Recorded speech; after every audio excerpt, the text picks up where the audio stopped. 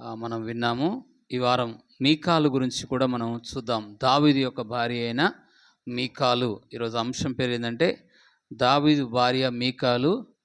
ఆమె జీవితంలో జరిగిన సంఘటనలు కొన్ని మీ ముందుకు తీసుకురావాలనుకుంటున్నాను. ప్రార్థన చేసుకుందాం.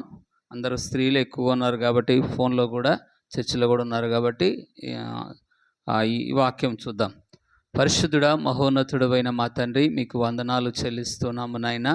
ఈ సమయంలో వాక్యంలోకి వెళ్ళబోతుండగా మీ సన్నిధి మీ తోడు ఉంచి మీ కృప చూపమని, మహిమ పొందుకోమని యేసుక్రీస్తు నామములో అడుగుతున్నాను తండ్రి, ఆమేన్. మీకాలు ఎవరు కుమార్తె అంటే సౌలు కుమార్తె. మీకాలు ఎవరు చెప్పండి? సౌలు కుమార్తె. ఆ పేరుకు అర్థం ఇబ్రూ భాషలో ఏంటిదంటే దేవునితో సమానమైన వారు ఎవరు, దేవుని లాంటి వాడు ఎవరు అనే ఆ పదాలు అర్థాలు వస్తాయి. మీకాలకు పేరుకు అర్థం ఏంటిదంటే దేవునితో సమానమైన వాడు ఎవరు, అలాగే దేవుని వంటి వాడు ఎవరు అనే మాట ఇబ్రూ భాషలో నుండి మీకా ఆ పేరుకు ఆ స్త్రీకి ఆ అర్థాలు వస్తూ ఉంటాయి. ఇప్పుడు ఈ మీకాలు ఎవరు అంటే సౌలు రాజ్యంలో సౌలుకు ఇద్దరు కుమార్తెలు ఉంటారు. పెద్ద కుమార్తె, ఈమె రెండో కుమార్తె అన్నమాట. దావీదు యుద్ధమును చేసేటప్పుడు ఆ యుద్ధంలో ఎవరు ముందుకు రాకపోయేకల అప్పుడు సౌలు ఒక మాట చెప్తాడు, మీరు ఈ యుద్ధంలో ఎవరు వచ్చినా నా కుమార్తెని మీకు పెళ్లి చేస్తాను అని గొలియాతుతో కొట్లాడుతున్న యుద్ధంలోకి వెళ్ళినప్పుడు అప్పుడు దావీదు అంటాడు, బహుమానం ఏమిటంటే రాజు యొక్క కుమార్తె వివాహం చేసుకుంటారు అనే ఆ వాగ్దానం చేస్తాడనమాట. అప్పుడు కాబట్టి ఆ మాట విని అతను దావీదు యుద్ధంలోకి వెళ్తాడు. బహుమానం ఏంటిదంటే రాజు యొక్క కుమార్తెను వివాహం చేసుకోవాలి అని బహుమానం. యుద్ధంలో గెలిస్తే, గొలియాతుతో గెలిస్తే, ఆ యుద్ధంలో గెలిచినప్పుడు రాజు కుమార్తె సౌలుకి ఇవ్వాలి. కాబట్టి ఆ వాగ్దానం ప్రకారమే దావీదు యుద్ధంలోకి వెళ్ళాడు. మనకందరికి తెలిసినట్లుగా యుద్ధంలోకి వెళ్ళినట్టుగానే దావీదు గెలిచాడు. దావీదు యుద్ధంలో గెలిచాక కుమార్తెను ఇవ్వాలి కదా, వాగ్దానం చేశాడు. చూద్దాం, చూడండి. మొదటి సాముయేలు గ్రంథం 18వ అధ్యాయం 20వ వచనం 19 చూద్దాం, చూడండి.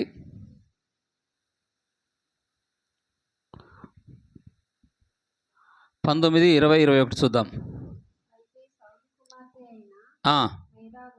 ఆ మేరాబును ఇవ్వవలసి ఉండగా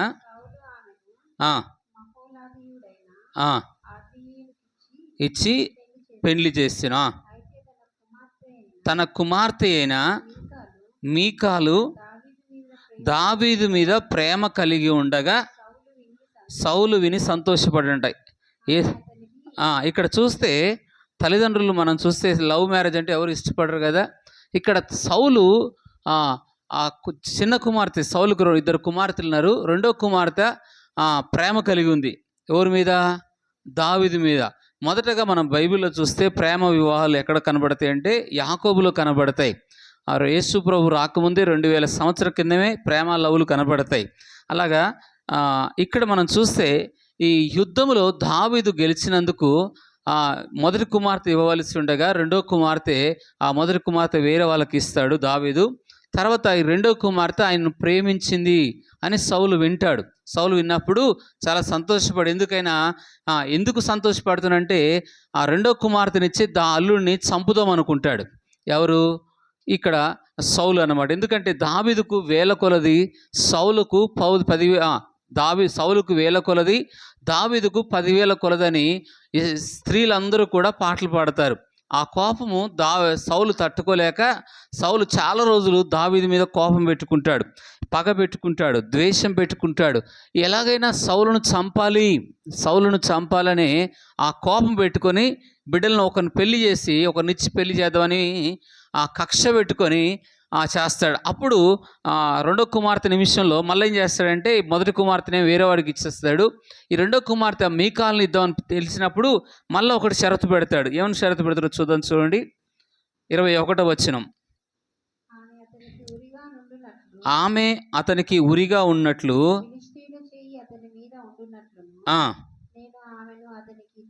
ఇత్తును అనుకొని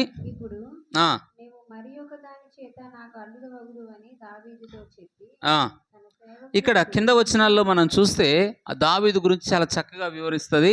అప్పుడు ఒక 100 మంది ఫిలిస్తీన్లతో యుద్ధం చేసి వారికి సున్నతి చేసి వాళ్ళకి సున్నతి చేస్తేనే అప్పుడు నా బిడ్డను నీకు కుమార్తెగా ఇస్తాను. ఆ రోజుల్లో కట్నాలు ఎలాగుండేయంటే పురుషులు ఇప్పుడైతే మనకు పురుషులు స్త్రీల దగ్గర కట్నాలు తీసుకుంటున్నారు. బైబిల్లో మనం చూస్తే యాకోబు కానీ దావీదు కానీ పురుషులే స్త్రీలకు కట్నం ఇవ్వాల.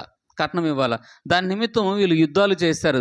అలాగే ఇక్కడ చూస్తే సౌలు ఏ విధంగా యుద్ధంలో ఎలాగ చంపబడాలనే ఆలోచనతో ఉండి ఒక 100 మంది ఫిలిస్తీన్ల యొక్క సున్నతి చేసి తీసుకురామంటాడు వారికి ఉన్న పురుషులది.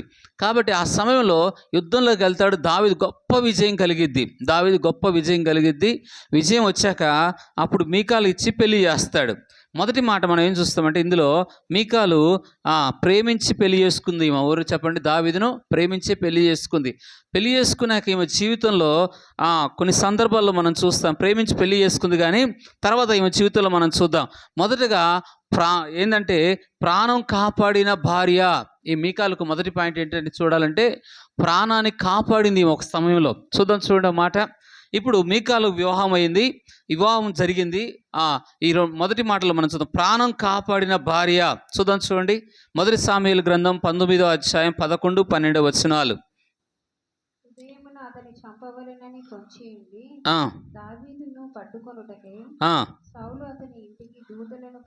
పంపగా దావీదు భార్య అయిన మీకాలు నీ ప్రాణమును దక్కించుకుంటేనే చెప్పి కిటికీ గుండా తప్పించుకొని పారిపోయి. ఇక్కడ చూడండి, తన భార్య తన ప్రాణాన్ని కాపాడింది. ఎవరి చేతులు అంటే సౌలు యొక్క చేతులు. సౌలు తన పనివారిని ఎలాగైనా దావీదు ఇంట్లో ఉండడానికి తెలుసుకొని సౌలును చంపాలని ప్రయత్నం చేస్తాడు. వివాహం జరిగింది, పెళ్లి జరిగింది, కానీ ఈమె జీవితంలో సంతోషపడినట్లుగా ఆనంద దినాలు ఉన్నట్లుగా మనకు మీకాలు జీవితంలో కనబడదు. ఎందుకంటే మీకాలకు పెళ్ళి అయితే మ్యారేజ్ అయితే అయింది, పెళ్ళి అయితే జరిగింది, పెళ్ళి చేశాడు. అయితే ఇప్పుడు ఈ సమయం మొదటిసారిగా ఆమెకున్న ఏం చెప్పారంటే ఏంటంటే ఆపదలో ఉన్నప్పుడు, ప్రాణాపాయంలో ఉన్నప్పుడు భార్య భర్తను ఎవరినంటే దావీదును కాపాడినట్టుగా ఈ లేఖనాలు సెలవిస్తాయి. సౌలు దావీదు చంపాలని ప్రయత్నం చేసినప్పుడు తన మనుషులను పంపినప్పుడు వారి చేతిలో పడకుండా, ఆపదలో చిక్కబడకుండా భర్తని ప్రాణాపాయాల నుంచి కాపాడింది. ఆ అపాయాల నుంచి కాపాడింది, తప్పించింది. కానీ ఆమె కూడా ఆయనతో వెళ్ళిపోయి ఉంటే బాగుండేది. ఇక్కడ మనం ఒక మాట నేర్చుకోవాలి. ఇప్పుడు ఆపద నుంచి తప్పించింది, కష్టాల నుంచి తప్పించింది, తండ్రి చేతిలో పడకుండా దావీదును తప్పించింది. కానీ అదే దావీదుతో కూడా ఆమె కూడా పారిపోయిన ఉంటే చాలా సంతోషంగా ఉండేది. ఎందుకంటే ఇంత ప్రాణాన్ని కాపాడిన ఈ భార్య ఆ కష్టాల్లో ఆయనకు తోడుగా ఉన్న మీకాలు తర్వాత ఆయనతో వెళ్ళిపోయినట్టు చాలా సంతోషంగా ఉండేది. కానీ ఆమె వెళ్లకుండా ఆమె ఉండి అక్కడ చిన్న అబద్ధం ఆడినట్టుగా బైబిల్ చెప్తుంది. నేను ఇక్కడ చెప్పాల్సి, ఈరోజు నేను ఒక మ్యారేజ్కి వెళ్ళినప్పుడు ఆ మ్యారేజ్లో భార్యాభర్తల మధ్యలో వివాహం జరుగుతున్నప్పుడు పాస్టర్ గారు ఏం చేస్తారంటే కష్టాల్లోనూ, ఇబ్బందుల్లోనూ, బాధలోనూ, సమస్యల్లోనూ ఇద్దరి మధ్యలో ఏం చేపిస్తారంటే ఒప్పందాలు చేపిస్తారు. అన్ని పరిస్థితుల్లో భర్తకు తోడుగా ఉండాలి, భార్యకు తోడుగా ఉండాలి అని ఇద్దరి మధ్యలో ఒప్పందాలు చేస్తూ ఉంటారు. కానీ ఇతను ప్రాణాన్నిచ్చి కాపాడింది ఈ మీకాలు. ప్రేమించే పెళ్లి చేసుకుంది మీకాలు. కానీ ఇతను కష్టంలో ఉన్నప్పుడు కాపాడిందే కానీ ఇతనితో వెళ్ళలేదు. వెళ్ళినుంటే కష్టాల్లో, బాధల్లో దేవుని యొక్క వాక్యం సెలవిస్తుందంటే మార్కు సువార్త 10వ అధ్యాయం 7 నుంచి చదువుదాం. చూడండి, మార్కు సువార్త 10వ అధ్యాయం 7 నుంచి 9 వచనాలు చూద్దాం.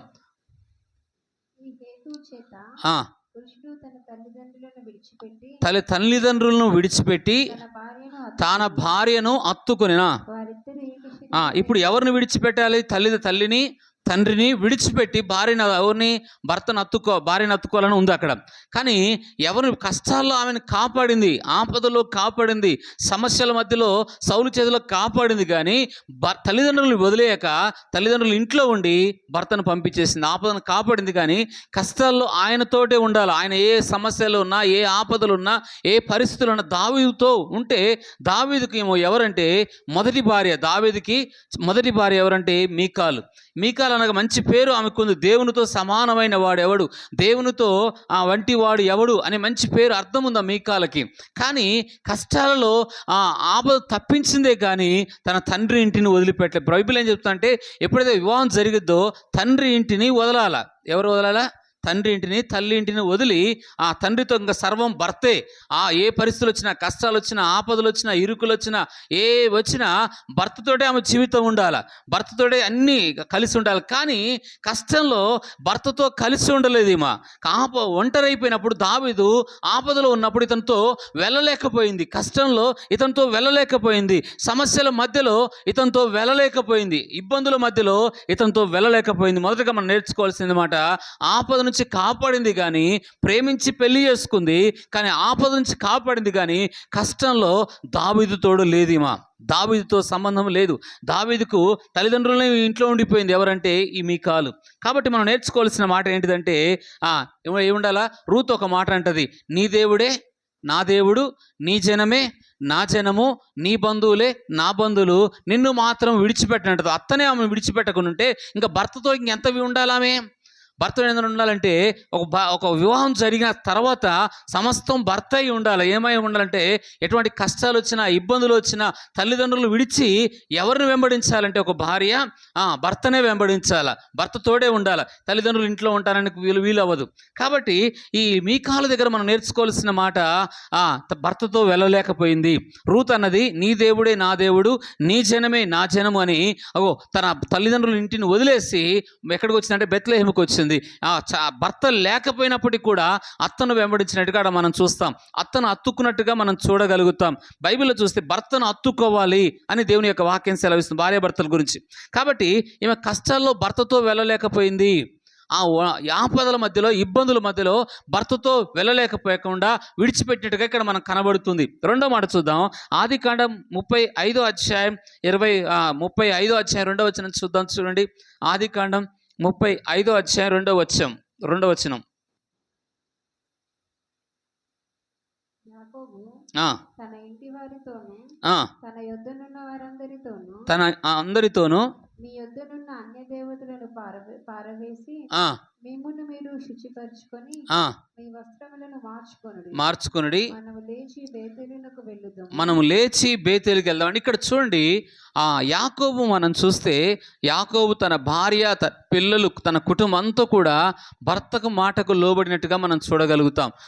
ఆదికాండం 34వ అధ్యాయంలో చాలా కష్టాలు వస్తాయి, చాలా ఆపదలు వస్తాయి, చాలా సమస్యలు వచ్చినప్పుడు యాకోబు అంటాడు, మనం లేచి బేతేలుకు వెళ్దాం పదా. నన్ను శ్రమలో కాపాడాడు, నన్ను ఆపదలో కాపాడాడు, నా కష్టంలో కాపాడాడు, నా ఇబ్బందుల్లో దేవుడు కాపాడాడు. కాబట్టి ఇప్పుడు కూడా మనం ఆపదలో ఉన్నాం, మనం బేతేలుకు వెళ్దాం అన్నప్పుడు భార్య, పిల్లలు, కుటుంబం ఆపదల మధ్యలో, కష్టాల మధ్యలో, సమస్యల మధ్యలో దేవుని మందిరంకి యాకోబు కుటుంబం అంతా కూడా వచ్చినట్టుగా మనం చూడగలుగుతాం.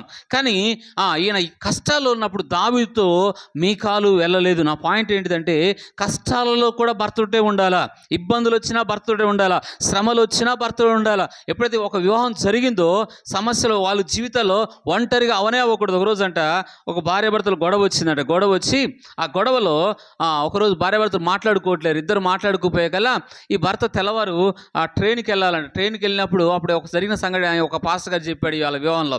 ఏం చెప్పాడంటే, ఆ పాస్టర్ గారు ఎక్కడైతే వంట చేస్తారో వంట చేసే గ్యాస్ పొయ్యి కాడ నేను తెల్లవారు 4 గంటలకు వెళ్ళాలా, నన్ను లేపు అని ఒక పేపర్ రాసి ఆ స్టవ్కి అతకబెట్టిందంట. భర్త రాత్రి చాలా సమయం లేటు పడుకున్నాడు. భార్య రోజు లేపేది కాబట్టి లేపాల్సిందని లేపమన్నప్పుడు స్టవ్కి అతకబెట్టిండు భర్త. చూస్తుంది ఎట్లా వంటకాడికి వస్తుంది అన్న భార్య చూస్తే నన్ను లేపిద్దిలే అనుకున్నాడంట. సరే ఆయన తెల్లారి చూసాక 6 అయిపోయిందంట. సరే నా భార్య దగ్గరికి చాలా కోపం వచ్చేసింది. అయ్యో నేను 4 గంటలకి ట్రైన్కి వెళ్ళాలా, ఇవి నన్ను లేపలేదని స్టవ్ కాడికి పోయిందంట. స్టవ్ కాడికి పోయంగానే ఆయన రాసినట్టుగానే ఆమె కూడా రాసి పెట్టింది. 4 గంటలకు నేను లేపాను చూసుకో అని చెప్పి ఆమె కూడా ఆడ రాసి పెట్టిందంట. చూడండి, భార్యాభర్తల గొడవలు, ఒకరిదొకరు మాట్లాడుకోలేని పరిస్థితి. పెళ్ళి అయితే ప్రేమిస్తారు, పెళ్లి చేసుకుంటారు, కానీ కొంచెం బాధ కష్టం వచ్చాగానే భార్యాభర్తలు కాస్త దూరాలుగా ఉంటుంటారు. ఇక్కడ వాక్యం సెలవిస్తుంది. ఇక్కడ వాక్యం సెలవిస్తుంది చెప్పండి. క్షమించే మనసు ఉండాలా, ప్రేమించే మనసు ఉండాలా. అక్కడ చూస్తే భార్యతో భర్తతో కష్టాల్లో ఉండకుండా ఆమె ఉండిపోయింది. అలాగే మన బైబిల్లో మనం చూస్తే ఇక్కడ సౌలు ఎలాగైతే మీకాలు మోసం చేసి ఇచ్చాడో, బైబిల్లో ఇంకొక వ్యక్తి కూడా అలాగే చేసిస్తాడు. ఈయననేమో యుద్ధం చేసినప్పుడే నీకు నా బిడ్డనిస్తానన్నాడు. బైబిల్లో ఇంకొక వ్యక్తిని చూస్తే లాబాను కూడా మనం చూడగలుగుతాం. లాబాను దేవుని యొక్క వాక్యం చూస్తే ఆదికాండంలో మనం చూస్తే అక్కడ యాకోబుకి ఒక ఆమెను ప్రేమిస్తాడు. ఇక్కడేమో ఇక్కడ స్త్రీ ఆమెను ప్రేమిస్తుంది. అక్కడేమో యాకోబు ఎవరిని ప్రేమిస్తాడు? రాహేలును ప్రేమిస్తాడు. ఆమె కొరకు 14 సంవత్సరాలు కష్టపడతాడు, మోసం చేస్తాడు. మామ చేతిలో మోసపోయిన అల్లుడు. అక్కడ మనం చూస్తే మామ చేతిలో మోసపోయిన అల్లుడు తన కష్టార్జితం అంతా తింటుంటాడు. యాకోబు యొక్క సంపాదన అంతా కూడా 14 సంవత్సరాలు సంపాదించాక రాహేలుని పెళ్లి చేసుకుంటాడు. ఆమె ప్రేమించిన భార్య ఆమె. యాకోబు ఎంతగానో ప్రేమించాడు ఆమెని. ఆమె కొరకు 14 సంవత్సరాలు కష్టపడతాడు, కానీ ఖచ్చితంగా పెళ్లి చేసుకుంటాడు. ఆమెనే చేసుకున్న ఆయన జీవితంలో కూడా సంతోషంగా ఉన్నట్టుగా మనకు బైబిల్ చూడలేం. కాబట్టి మొదటి మాటలో మనం చూస్తే ఇక్కడేమో సౌలు కుమార్తె దావీదును ప్రేమించింది, కానీ ఈమె కూడా ఆ సంతోష జీవితం అనుభవించినట్టుగా మనకు బైబిల్ ఆధారాలు లేవు. అలాగే యాకోబు రాహేలు కూడా ప్రేమించి 14 సంవత్సరాలు చేసుకున్నది, కానీ ఆమె జీవితంలో కూడా ఎక్కువ కాలం రాహేలుతో ఉన్న జీవితం మనకు కనబడదు. మొదటి మాట మనం చూస్తాము. ఇప్పుడు అక్కడ మోసం చేశాడు, ఇక్కడ కూడా అదే పరిస్థితులు మనకు కనబడతాయి. మొదటి మాటలో మనం చూస్తాం, కష్టాలైనా శ్రమలు వచ్చినా బాధలు వచ్చినా, వివాహం ఒక్కసారి జరిగాక భర్త ఎక్కడున్నా, ఏ స్థలమున్నా, ఏ చోటున భర్తతో ఉండవలసిన జీవితం భార్యది. కాబట్టి ఈ మొదటి పాయింట్లో మనం చూస్తే దావీదు మీకాలు భర్తతో వెళ్ళలేదు, భర్తను కాపాడింది కానీ భర్తను తప్పించింది కానీ ఏం చేయండి చెప్పండి, కాపాడలేదు. మొదటి మాట. రెండో మాట మనం చూస్తాము. అలాగే రెండో మాట స్థిరత్వం లేని మీకాలు చూద్దాం. చూడండి, స్థిరత్వం లేదు ఆమెకి. మొదటి సామూయేలు గ్రంథం 25వ అధ్యాయం 44వ వచనం. మొదటి సామూయేలు గ్రంథం 25:44. సౌలు తన కుమార్తె అయిన మీకాలు అను దావీదు భార్యను గల్గీయు వాడైన లాయిషు కుమారునికి ఇచ్చి ఉండెను. ఏం ఇచ్చిన? మళ్ళీ రెండో పెళ్లి చేసేసాడు. ఎవరు చేశారు? సౌలు. మొదటి భర్త ఎవరు? దావీదు. ఇప్పుడు దావీదుకు మొదటి భార్య ఎవరంటే మీకాలు. ఈ కొంతకాలం ఇప్పుడు ఆయనతో వెళ్ళిపోయినంటే అసలు రెండో పెళ్ళి వచ్చే సందర్భం వచ్చేది కాదేమో. ఇప్పుడు భర్తను వదిలేసి ఇంట్లోనూ చాలా కాలం ఉంటా ఉంది ఈమె. ఇంట్లో ఉండగానే ఈ అయ్యగారు ఏం చేశాడంటే మళ్ళీ ఇంకొక పెళ్లి చేశాడు. ఎవరికి? మా ఆయన ఎట్లయినా వస్తాడు, పారిపోయిన ఆయన మా దావీదు ఎలాగైనా మళ్ళీ వస్తాడని ఆయన కొరకు ఈమె ఎదురు చూడలేదు. ఈరోజు నేను ఒక కుటుంబానికి గురించి నాకు తెలుసు. ఒక పాస్టర్ గారు ఆ బిడ్డకి 3 పెళ్ళిళ్ళు చేశాడు. 3 పెళ్ళిళ్ళు చేశారు. పాస్టర్లు కూడా 3 పెళ్ళిళ్ళు చేసుకున్న కొడుకులు కూడా ఉన్నారు, నేను చూశాను. కాబట్టి ఇప్పుడు ఈయన కూడా ఎన్నో పెళ్లి చేశాడంటే చెప్పండి? రెండో పెళ్లి చేశాడు. ఇప్పుడు భర్త తన పారిపోయినప్పుడు మళ్ళీ నా భర్త వస్తాడు, ఖచ్చితంగా నన్ను తీసుకెళ్తాడని ఆ నమ్మకంతో ఆలస్యంతో ఉండలేదు. ఈమె మనసు స్థిరత్వంగా లేదు. కాబట్టి దావీదును ఆ ఆపదలు చంపే ప్రయత్నంలో తప్పించిందే కానీ పారిపోయే చేసిందే కానీ నిరీక్షణ లేదు మీకాల్లో. తన భర్త మళ్ళా వస్తాడు, మళ్ళా నన్ను తీసుకెళ్తాడు అని ఒక నిరీక్షణ కానీ ఆమె జీవితంలో మనకు కనబడదు. కాబట్టి అందుకే ఇక సౌలు కూడా పెళ్లి చేసేటప్పుడు దేవుని చిత్తమా కాదా, ఒకసారి పెళ్లి చేశాను కదా ప్రభువా నీ చిత్తమా కాదని సౌలు కూడా అడగలేదు. అందుకే తన సౌబుద్ధిని ఆధారం చేసుకొని ఏం చేశాడంటే ఈమెకి మరలా రెండో పెళ్లి చేస్తాడు. చూద్దాం, చూడండి. సామెతల గ్రంథం 3వ అధ్యాయం 5-6 వచనాలు. ఈమెకి మరలా రెండో పెళ్ళి అయింది. ఎవరికి అంటే మీకాలకి. అందుకే నీ సోబుద్ధిని ఆధారం చేసుకొనక పూర్తిగా నీ ప్రవర్తన అంతటి మీదకి దేవుని అధికారాన్ని ఒప్పుకో అంటాడు. అది సామెతల గ్రంథం 3వ అధ్యాయం 5-6 వచనాల్లో మనం చూస్తే, సామెతల గ్రంథం 3వ అధ్యాయం 5. అందుకే నీ ప్రవర్తన అంతటి మీదకి నీ సోబుద్ధిని ఆధారం చేసుకొనక నీ పూర్ణ హృదయముతో యెహోవా యందు నమ్మకముంచు. నీ ప్రవర్తన అంతటి యందు ఆయన అధికారమునకు ఒప్పుకొనుము. కాలం ఇప్పుడు సౌబుద్దిని ఆధారం చేసుకొని సొంత ఆలోచనలు ఆధారం చేసుకొని సౌలు తన కుమార్తెకి మరలా రెండో పెళ్లి చేస్తాడు. రెండో పెళ్లి చేశాక చాలా కాలం జరిగిపోయిన సందర్భం సౌలు చనిపోతాడు. సౌలు చనిపోయాక దావీదు రాజ్యంలోకి వస్తాడు, అధికారంలోకి వస్తాడు. ఎప్పుడైతే అధికారంలోకి వస్తాడో తన భార్యని మరలా తెప్పించుకోవాలనే ఆలోచన దావీదు కలిగిద్ది. సౌలు అప్పటికే చనిపోతాడు. సౌలు చనిపోయాక ఇప్పుడు దావీదు తన భార్యను తెచ్చుకోవాలనే ఆలోచనలో కలిగి ఉంటాడు. చూడండి వాళ్ళ వచనాలు కూడా ఉంటాయి, మనం చూడండి. ఎక్కడంటే దావీదు తెప్పించుకుంటాడు. ఆ భార్యను ఎవరు తెప్పించుకుంటాడంటే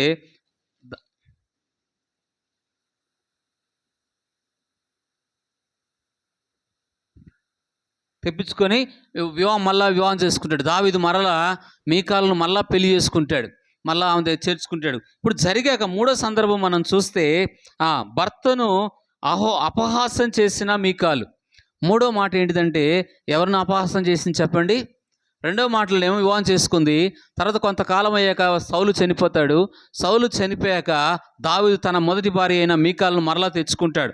రాజ్యంలోకి వచ్చాక తెచ్చుకున్నాడు. కానీ ఆమె హృదయం అంతా భక్తి కానీ, మొదట్లో ఉన్న ప్రేమ కానీ, భర్త మీద మొదట్లో ఉన్న ఇష్టం కానీ, మొదట్లో ఉన్న ఆ ప్రేమ బంధాలు వారిద్దరి మధ్యలో మనకు కనబడదు. రాజ్యంలోకి అధికారంలోకి దావీదు వస్తాడు. రాజ్యం అధికారం పరిపాలన చేస్తున్నప్పుడు ఆ పరిపాలనలో దావీదు మంచిగా దేవుని ఆరాధిస్తుంటాడు. దావీదు ఎంతగానో దేవుని ప్రేమిస్తాడు. దావీదు దేవుని ఎంతగానో ఆరాధన చేస్తాడు. ఆ ఆరాధనకి చూద్దాం. 2 సామూయేలు గ్రంథం 6వ అధ్యాయం 16వ వచనం చదువుదాం. చూడండి.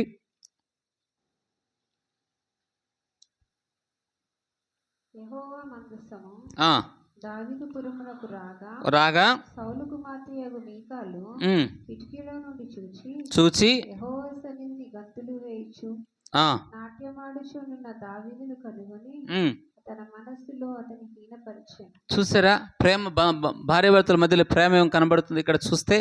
దావీదు దేవుని సన్నిధిలో చాలా ఆనందిస్తాడు. ఇంత స్థాయిలోకి దేవుడు తీసుకొచ్చాడు, ఇంత గొప్ప వ్యక్తిగా నన్ను దేవుడు చేశాడు, ఈ స్థానంలో ఉండడానికి నాకు అర్హత లేదు. దేవుని ఎంతగానో పూర్ణ హృదయముతోనూ పూర్ణ మనసు దేవుని ప్రేమించినవాడు దావీదు. ఎంతగానో ఆరాధించినవాడు, ఎంతగానో సేవించినవాడు, ఎంతగానో దేవుని మహిమపరిచినవాడు, ఎంతగానో దేవుని కీర్తించిన దావీదు మనం చూస్తే. కానీ మీకాలు మళ్ళా దావీదు దగ్గరకు వచ్చిందే కానీ దేవుని ఆరాధిస్తుంటే తన మనసును ఏం చేసుకుంది? హీనపరుచుకుందంట. దేవుని వాక్యం సెలవిస్తుంది, హీనపరుచుకుంటుంది. బైబిల్లో మనం చూస్తే ఒక ఆమెను ఇలాగ తెచ్చుకుంటాడు. ఎవరంటే హోషేయ అనే ఒక వ్యక్తి ఉంటాడు. ఆయన ప్రవక్త, పాత నిబంధనలు ఉంటాడు. హోషేయ ప్రవక్త ఒక వేశ్యని పెళ్లి చేసుకోమంటాడు దేవుడు. ఒక వేశ్యని పెళ్లి చేసుకోమంటే అలాగే తెచ్చుకుంటాడు. వేశ్య పెళ్లి చేసుకున్నాక ఆమె మళ్ళా పారిపోతుంది, మళ్ళా తప్పు చేస్తుంది. తప్పు చేసిన మరలా ఆమెను తెచ్చుకుంటాడు. అలాగా హోషేయ ఆ విధంగా చేసుకుంటాడు. ఇప్పుడు దావీదు కూడా తన భార్యను మరల తెచ్చుకున్న ఆమెలో మాత్రం అంత మార్పు ఏం కనబడదు. ఈమె చూస్తే మీకాలు రాజు యొక్క కుమార్తె అయినప్పటికీ దావీదు ఎంత కృతజ్ఞత కలిగిన వాడంటే, దావీదు ఎంతగా దేవుని ఆరాధించే వ్యక్తి అంటే, దేవుని సన్నిధి అన్నా, దేవుని మందిరం అన్నా, దేవునితో సహవాసం అన్నా, దేవుని సన్నిధిలో గడపడం అంటే దావీదుకు చాలా ఇష్టం.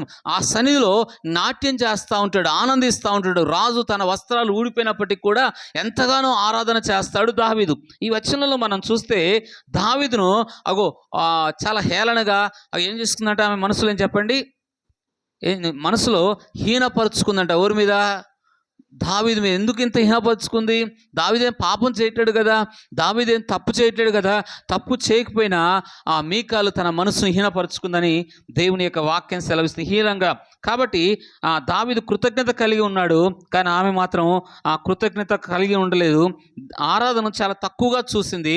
ఆరాధన అంటే కొంతమందికి దేవుని మందిరం అన్నా, దేవుని సన్నిధి అన్నా అంతగా ఇష్టం ఉండదు, కొంతమంది స్త్రీలకు కావచ్చు. కాబట్టి ఈమె దేవుని సన్నిధి అంటే చాలా తక్కువగా చూస్తుంది, మందిరం అంటే చాలా తక్కువగా చూస్తుంది, దేవునితో ఉన్న సంబంధం చాలా తక్కువగా చూస్తుంది. ఆరాధనలో దేవుని గొప్ప చేయవలసింది ఆరాధనలో దావీదు చాలా గొప్ప చేస్తూ ఉంటాడు. కానీ మీకాలు ఆ ఆరాధనలో దావీదును తక్కువ హీనగా చేసుకుందంట. అందును బట్టి మనం చూస్తాం ఆమె జీవితంలో గర్వం అనేది ఒకటి వస్తుంది. చూడండి. యాకోబు రాసిన పత్రిక 4వ అధ్యాయం 6వ వచనంలో చూస్తే ఆమె చాలా గర్విష్ఠురాలు. యాకోబు రాసిన పత్రిక 4:6. ఆయన మన యందు నివసింపజేసిన ఆత్మ ఆ, అసరపడినంతగా అపేక్షించిన ఆ, అని లేఖనము చెప్తున్నది. వ్యర్థమని అనుకొనుచున్నారా? కాదు గాని ఆయన ఎక్కువ కృపనిచ్చి అందుచేత దేవుడు అహంకారులను ఎదిరించి దీనులకు దీనులకు కృపనిస్తాడు. అని లేఖనము చెప్పుచున్నది. ఇప్పుడు ఇక్కడ ఇద్దరు వ్యక్తులు మనకు కనబడతారు. ఒకరు ఎవరంటే దీనులు, ఒకరేమో గర్విష్ఠులు. ఇప్పుడు అహంకారం ఎవరిలో కనబడిద్ది అంటే ఎవరిలో కనబడిద్ది? మీకాల్లో కనబడిద్ది.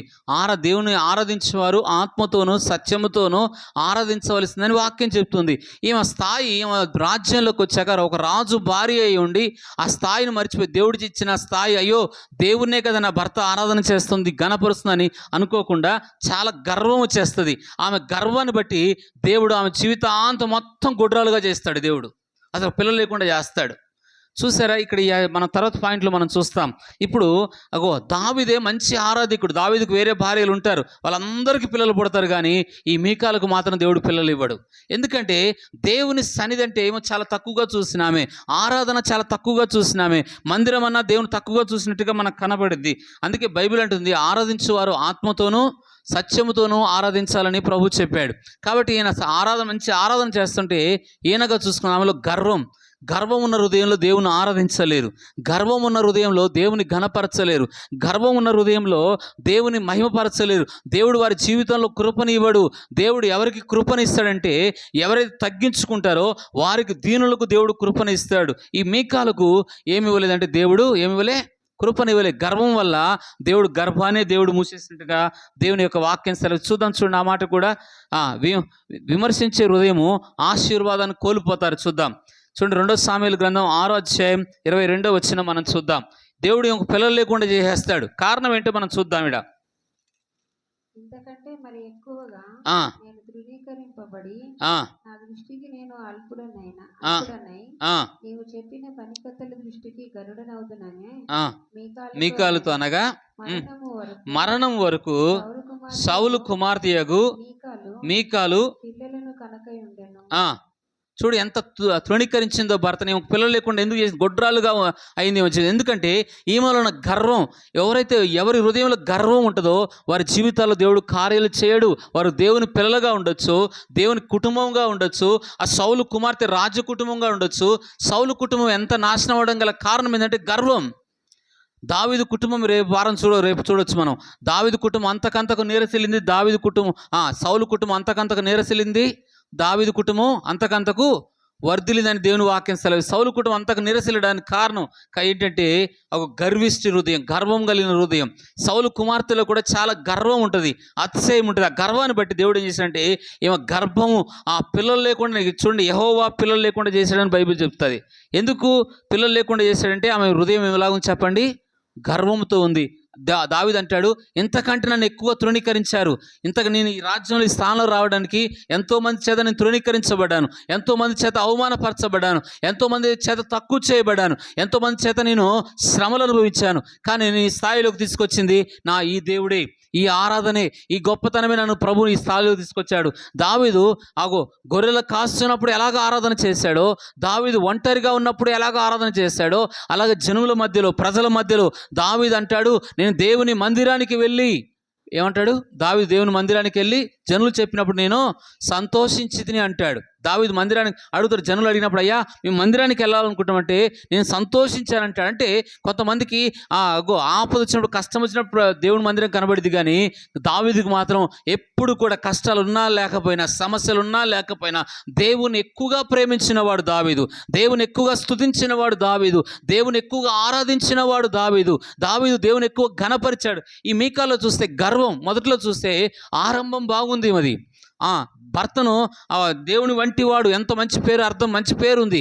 కానీ ఈమె పేరు చూస్తే ఈమె జీవితం అంత దుఃఖకరంగా ఉంది, అంత బాధకరంగానే ఉంది. ఈమె జీవితంలో పెళ్ళిళ్ళు అయినాయి కానీ సంతోషం లేదు, ఈమె జీవితంలో ఆనందం లేదు. ఈమె జీవితం ప్రేమించే పెళ్లి చేసుకుంది కానీ ఈమె జీవితంలో సంతోషం లేదు. ఎందుకంటే భర్తతో కష్టాల్లో తప్పించిందే కానీ ఆ భర్తతో కష్టాల్లో ఉన్నప్పుడు, భర్త ఒంటరైనప్పుడు ఆ భర్తతో ఉంటే ఇంత సమస్యలు వచ్చేది కాదు ఆమె జీవితం.